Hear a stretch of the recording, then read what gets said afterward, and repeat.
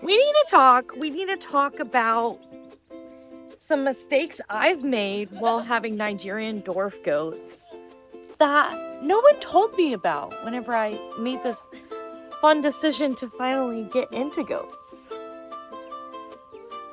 Welcome back to Jam-Packed Homestead. A couple of those mistakes I'm talking about include not having enough space lined out for them or enough pens to be able to separate goats into different paddocks. It's also important to have strong fencing so you don't have goats that go in the middle of the road and you have to find them on Facebook and go chase them down in the neighborhood.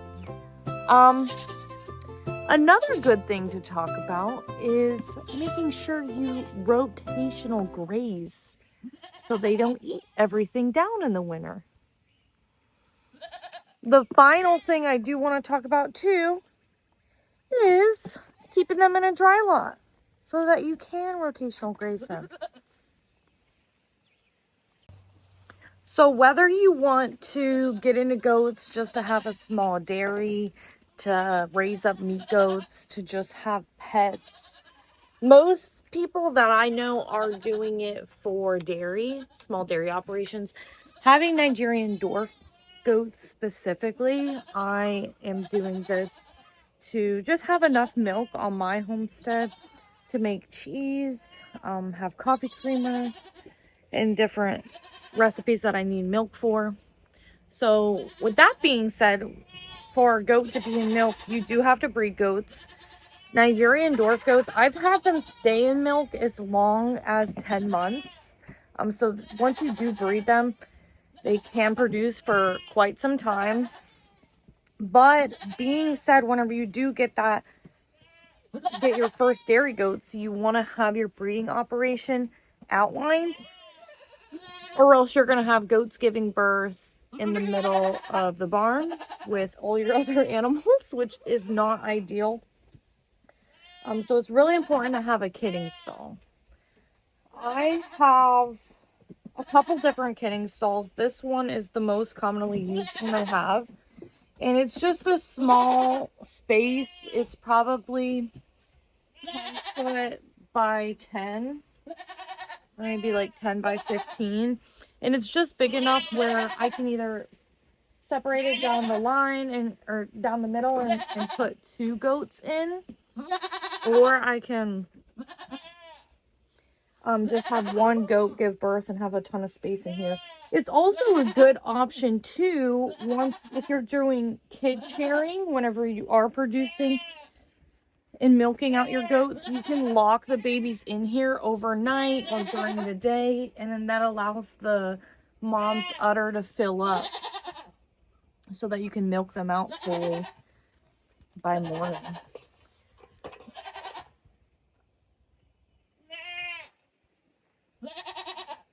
So at least having 1 kidding stall is ideal if you're gonna breed your does and say they're all gonna be due at once. Like this past year, I had my buck running with my does and he ran with them in the month of August. All of them kidded in February. Every single one. So I have that 1 stall. I also have a room back here that I used, and I have my garage as well. So temporary kidding stalls in all 3 of those spots were helpful because they all kidded within like a 2 to 3 day period. And you want to keep them separate just because there could be a lot of things that happen. These does are hormonal. They could do this thing called kid stealing. So if they see another doe that maybe just gave birth and her babies are nursing and she has those pregnancy hormones going on, I've seen it. They will try to steal each other's kids. Or it makes them go into a false labor as well, where they'll push. So you don't want extra complications. You want them to just be able to be in their own space and be calm and safe, and just leads to happier goats and a more peaceful birthing experience, when that can be pretty traumatic in itself. Please don't eat my hair. Thank you. Thanks. Grandma's looking rough, okay? I know there's going to be comments about Grandma. Grandma is an older doe. And she is just losing weight. Her FOMACHA score is fine. But just know she's an older lady. So once you have your pens all figured out and enough space to be able to separate them and plan your breeding operation, I recommend having more spaces to be able to rotational graze. And what I mean by rotational grazing is being able to have your goats on different areas of land and feeding off of that fodder, the plants in the area, for a specific amount of time. So I've tried it in a couple different ways just to see what works best for me. I've done it seasonally. I've done it, hey, a year on, a year off. I've done 6 months on, 6 months off. And what I've found best is a little bit more frequent. What I'm thinking now, or what my pasture needs now, is I'm having them in this dry lot for a portion of the day, and then I'm letting them out for maybe about 2 to 3 hours a day out into this pasture that's about 2 acres. I only have, how many goats do I even have? Oh my goodness. I have 5 adult does, and then on top of that I have 8 kids, if that gives you any idea. And they can eat quite a lot. They do share this paddock with our mini ponies, but they eat different fodder. Like the goats eat a lot of things that the horses won't, like weeds, brush that's growing a little bit more up. They love to eat oak trees, magnolia leaves.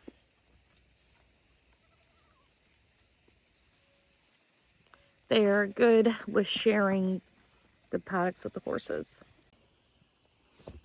No one told me when getting goats as well what they actually eat. They say, oh, they eat browse. They don't really like grass. I've heard all of those things. But the truth is they will eat everything. They will eat grass. It's not one of their favorites. For example, they're on free choice coastal hay constantly. If that's all that they had to eat, they would go insane, and they might even try to starve themselves because they hate it that much. So yeah, they do eat grass. Is it their favorite? No. But they do love to eat everything that they shouldn't. Like my hair, like clothes.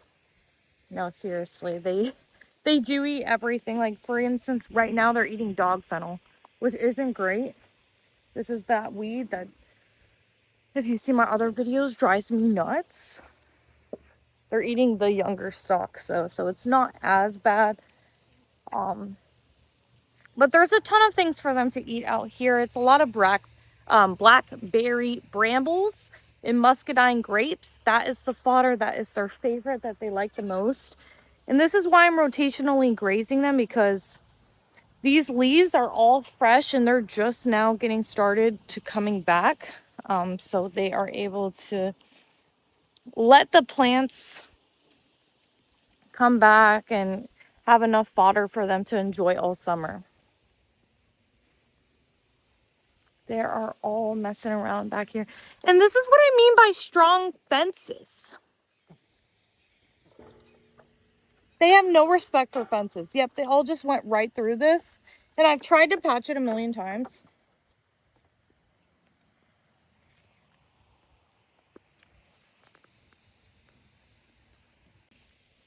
So on our farm, the type of fencing that we have is we have some field fence that has been busted since our hurricanes. We've had 3 hurricanes in the last 2 years. Helene, Idalia, Ian, Milton, Deborah. I guess there was more like 5 hurricanes. So we're still going through that. If you see a bunch of downed trees everywhere, that's a little bit of what we've been going through. But as far as fencing goes, I do use electric for my goats. I use a 5-strand. And this still is not strong enough for them. It's 5,000 volts. I have tested it. It's strong. I've touched it on accident. It hurts. Doesn't matter. The goats still go through it.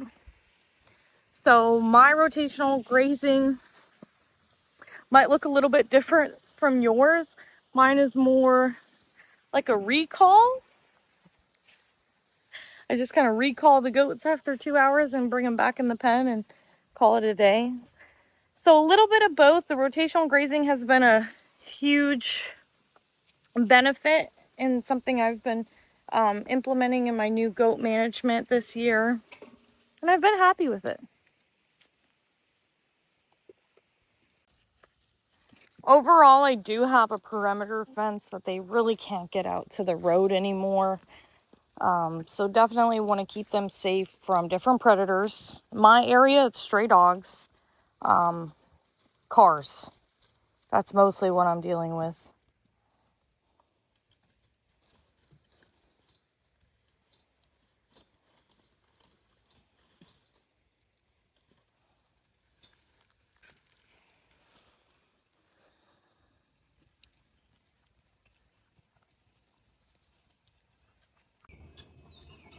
One thing about our fencing, since we are having issues with not the perimeter fence, but our little electric in between, that couldn't be so flexible without this guy here. He really does a fantastic job of keeping all our predators away, of keeping anything out of the usual away from our fencing. He is out most of the time. Especially those darn squirrels and bunnies. He is a good protector against those babies. So if you are interested in getting goats, another mistake may not be getting a livestock guardian dog. Like Chewy here, the Great Pyrenees. You are a fantastic resource and you love your goats. He really is though, he's the best. For me, the dairy operation is great. I love being able to make my own cheese and coffee creamer. I love drinking tea and coffee, so it's kind of like I don't have to buy it whenever they are in season. But I think the biggest help that Nigerian Dwarf goats are is that they're parasite resistant. They're not as expensive to feed as a standard size goat. They also are fantastic land managers. This was all woods. This was covered in brush. I couldn't even walk past here. And now they really keep it managed down to the point where, like I was saying earlier in this video, I have to manage them to not eat it all. So I'm able to enjoy this space, have morning walks out here, exercise on my own property because of the work that they put in every day. And they clearly are having a great time doing it. Gotti, gotti, gotti. Good job, Moo Moo. That's another thing you'll learn whenever you do get your goats. Or if you have goats already, you have your goat call that everyone knows.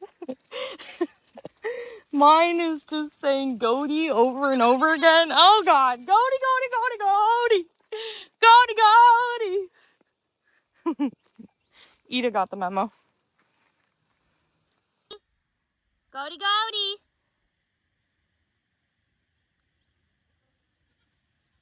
Here they come. Thank you all for not making me look like I'm crazy. Appreciate it. Appreciate it. The plans that I have for my herd is most of their kids ended up being bucklings this year. And my herd is heavily related. So I cannot save the genetics from the bucks. They cannot be bred back to their moms, their aunts, their cousins. So really my plan is, I've had most of them sold, except for him. He is still available, the Chamonix buckling, and he's great. I think it's maybe because he's a common color. Not many people have put their heart on the line for him, but once they're gone, things will be a little bit more easily managed. Also, we'll be getting a little bit more milk production as well. I'm going to be sad whenever they do go because they're adorable, but I will be keeping Ida and her sister Gaeta, which are both daughters out of grandma.